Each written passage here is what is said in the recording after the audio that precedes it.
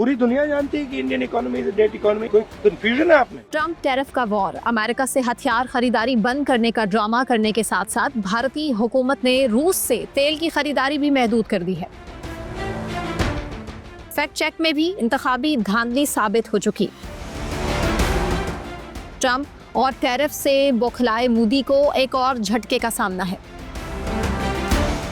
जहां सामने वाला असल में बहादुर हो, मोदी की बहादुरी की बैटरी ऐसे में क्यों लो पावर मोड पर फौरन चली जाती है।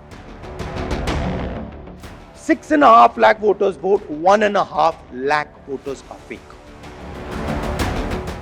विश्व गुरु का झूठ भारतीय मीडिया में बेनकाब, मोदी सरकार की वोट गिनने वाली मशीन्स और भारतीय इलेक्शन कमीशन भी अवामी कटहरे में आ गए। ये सब कुछ देखिए इस वीडियो में।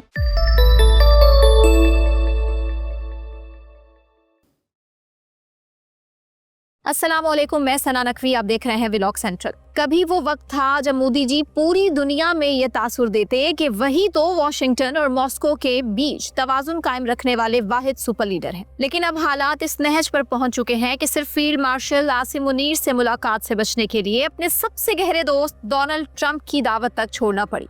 मोदी का असल खौफ यही था कि कहीं आसिम मुनीर का सामना ना करना पड़ जाए, क्योंकि यही वो मकाम है जहां मोदी की बहादुरी का स्विच ऑफ हो जाता है। अंदर की खबर यह है कि मोदी के करीबी मशीरान ने उन्हें खबरदार कर दिया है कि अगर आसिम मुनीर से मुलाकात हुई ना तो सिर्फ बैनुल-अक़वामी मीडिया में पाकिस्तानी कामयाबियों का चर्चा होगा, बल्कि भारतीय मीडिया को अगले 6 महीने कोई मोदी का जादू वाली हेडलाइन नहीं मिलेगी।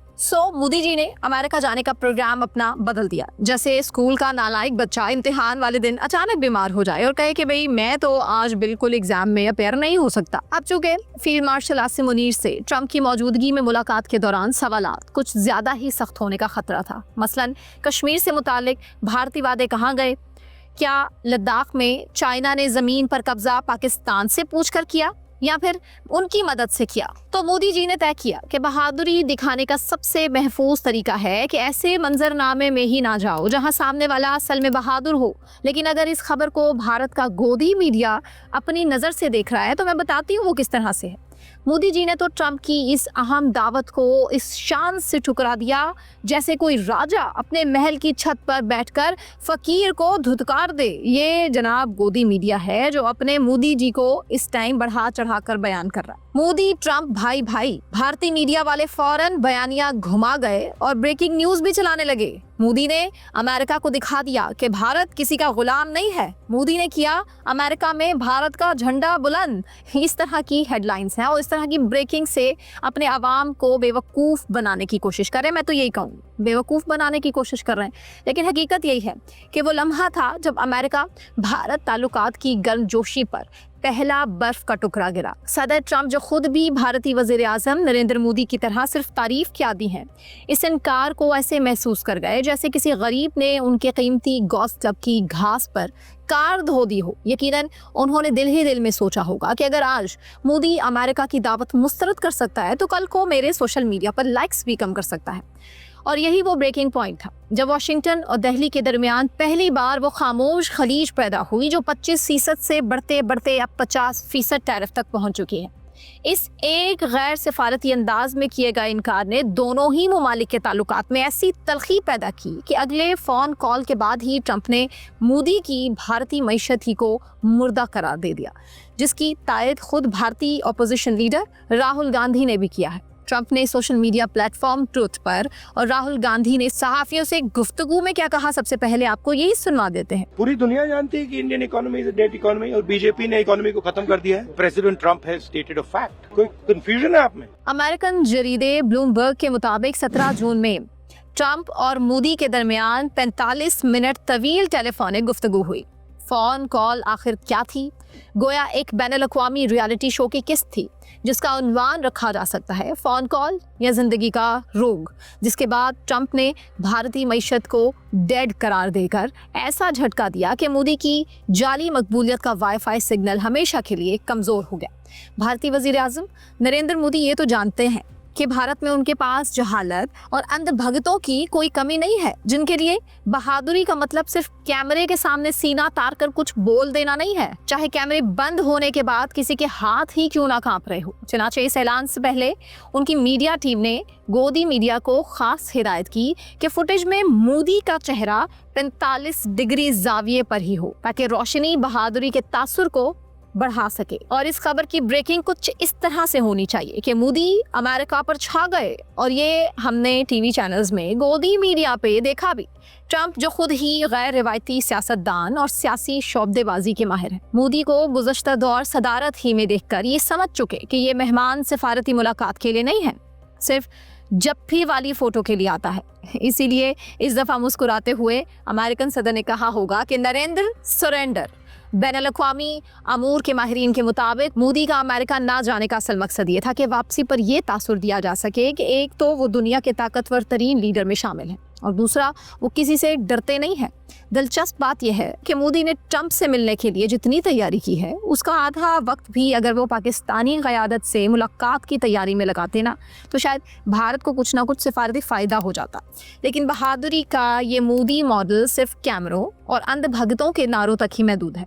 मैदान अमल में जब मुखालिफ आंखों में आंखें डाले सामने खड़ा हो और उसकी आंखों में संजीदगी झलक रही हो, तब मोदी की बहादुरी की फाइल फौरन ड्राफ्ट में मुंतकिल हो जाती है। मोदी का मुलाकात से फरार असल में एक ऐसी सियासी छतरी है जिसके नीचे वो बरसात से नहीं बल्कि हकीकी मीडिया के सवालात की बारिश से बच रहे थे। और ये बहादुरी का वो नया वर्जन है जिसमें दुश्मन से दो हाथ करने के बजाय आप टिकट बुक करा के सीधे किसी और बरे आज़म पर पहुंच जाते हैं।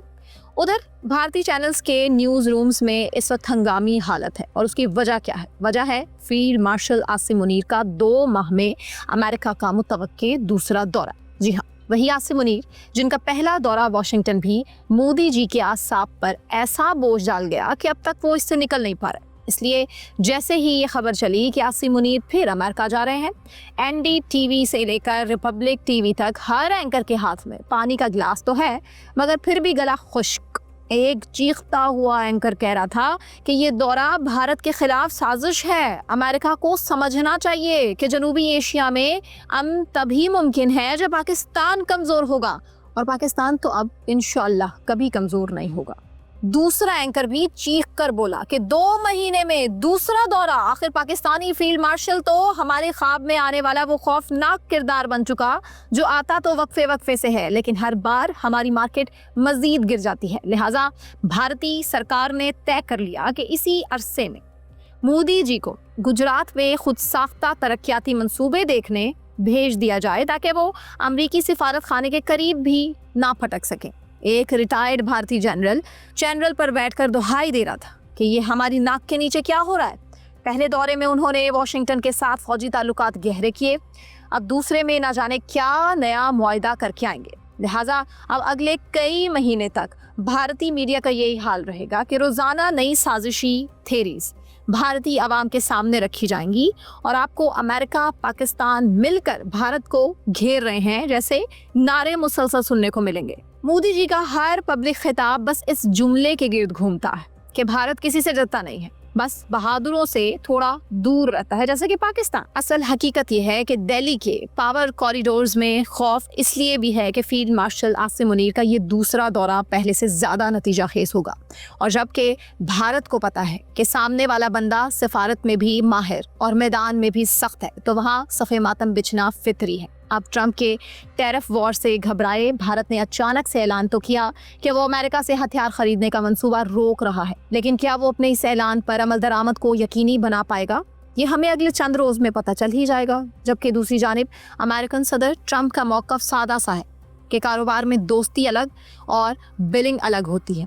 मोदी जी फौरन अंधभक्तों को मुतमईन करने के लिए नया नारा लगा रहे हैं कि खुद इन्हिसारी ही सबसे बड़ा हथियार है, मगर पेंटागन जानता है कि भारत का ये फैसला हैरान कुन नहीं है, क्योंकि वो जानता है कि मोदी सिर्फ वहाँ से हथियार खरीदता है जहाँ सेल्फी और सेल्फ प्रोजेक्शन का मौका ज़्यादा होता है। चंद हफ्ते पहले तक जो भारतीय मीडिया अमरीकी हथियारों को भारत की ताकत का जामिन करार दे रहा था, अब वही एंकर चीख रहे हैं कि हमें अपने तैयार करदा हथियारों पर फख्र है। चिकन गेम ये तो आलमी सियासत का ऐसा लग रहा है जहां एक तरफ तो भारतीय अवाम के सामने हथियार ना खरीदने का ड्रामा चल रहा है, वहीं अमेरिकी सदर डोनाल्ड ट्रंप की धमकियों और टैरिफ इकदामात के बाद भारत घुटने टेकने पर मजबूर हो चुका। रॉयटर्स के मुताबिक अमेरिकी टैरिफ इकदामात के बाद भारत ने रूस से तेल की खरीदारी कम करने पर आमादगी जाहिर की, बल्कि भारत ने अमेरिका को रूस से तेल की खरीदारी में कमी का इशारा भी दिया। लेकिन मोदी जी अपनी कौम को ये बताने से गुरेजा हैं कि उनका हथियार ना खरीदने का मुनाफिकत भरा फैसला कोई मायने नहीं रखता, क्योंकि अमेरिकी सदर पहले ही कह चुके कि जब तक टैरिफ का तनाज़ा हल नहीं हो जाता भारत के साथ किसी किस्म के तिजारती मुज़ाकरात नहीं होंगे। दूसरी तरफ ट्रंप और टैरिफ से बौखलाए मोदी को एक और झटके का सामना है। भारतीय अपोजिशन लीडर राहुल गांधी, जिन्होंने कुछ रोज पहले भारतीय इंतखाबात में धांधली से मुतालिक इंकशाफ किया था, अब इंडिया टुडे ने फैक्ट चेक इन्वेस्टिगेशन की भी कंफर्मेशन दे दी है। जी हाँ, ये वही राहुल है जिन्हें भारतीय मीडिया अक्सर जोक फैक्ट्री कहकर पुकारता है। आज वो हकीकत के लंबरदार बन चुके। उन्होंने भारतीय इलेक्शन में धांधली के हवाले से क्या कहा, वो सबसे पहले सुनवाते हैं। 6.5 lakh voters vote, 1.5 lakh voters are fake. It's on paper. Documentation that we got from the Election Commission. Rahul ने चंद रोज पहले ही बड़े एतमाद से बता दिया था कि हमारा वोट चोरी हुआ, और ये सब मंसूबाबंदी के साथ हुआ, जिस पर बीजेपी के सपोर्टर्स ने हंस हंस कर कहके लगाए।